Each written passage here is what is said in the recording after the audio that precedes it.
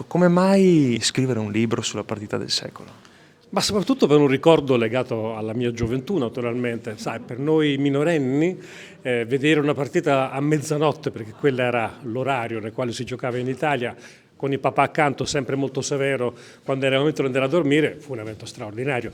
E fu straordinaria quella partita, non a caso è stata definita partita del secolo, non perché fosse la più bella o che sia stata la più bella della storia, ma perché certamente è stata capace di concentrare tutte le emozioni che il calcio è capace di regolare.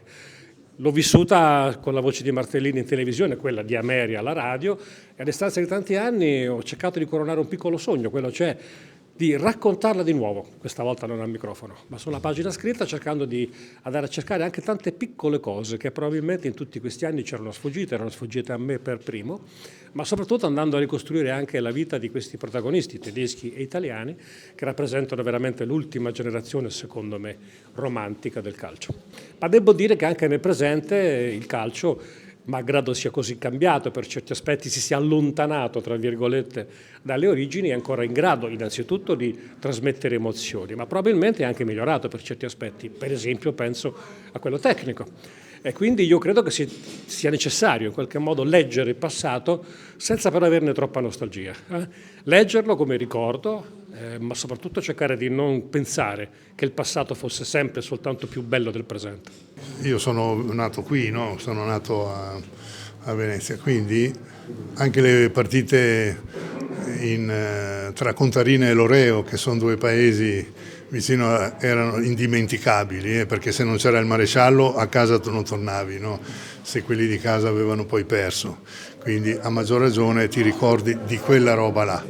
Poi le partite hanno tutti un loro messaggio, certo, una volta, adesso visto che l'ho visto lì, Maradona in Manchester, Barcellona, ancora giocava nel Barcellona, non era ancora a Napoli, e vedere sto affare qua che ti dice arbitro mi raccomando i piedi, no, in che senso?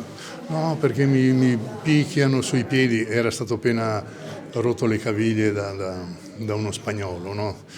E ecco, allora tu e quindi a maggior ragione guardi sta roba che in genere l'arbitro guarda, insomma, no? Perché è lì che si menano forte e poi alla fine ti viene a ringraziare, no? Cioè, mi ha difeso.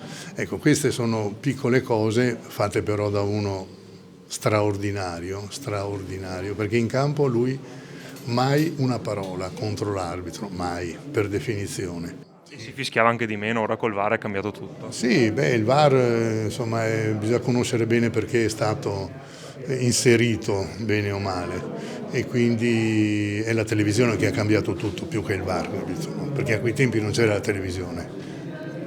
Attorno agli anni 75 dopo è arrivata e piano piano si gioca come vuole la televisione adesso e purtroppo si arbitra anche come vuole la televisione.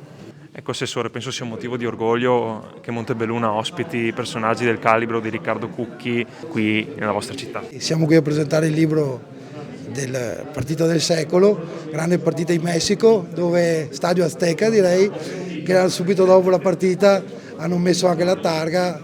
Non è semplice fare una partita così, poco tattica, però molto fatta d'orgoglio. Eravamo campioni europei in carica come Italia, quindi è stata una bella partita. Dopo purtroppo è andata così.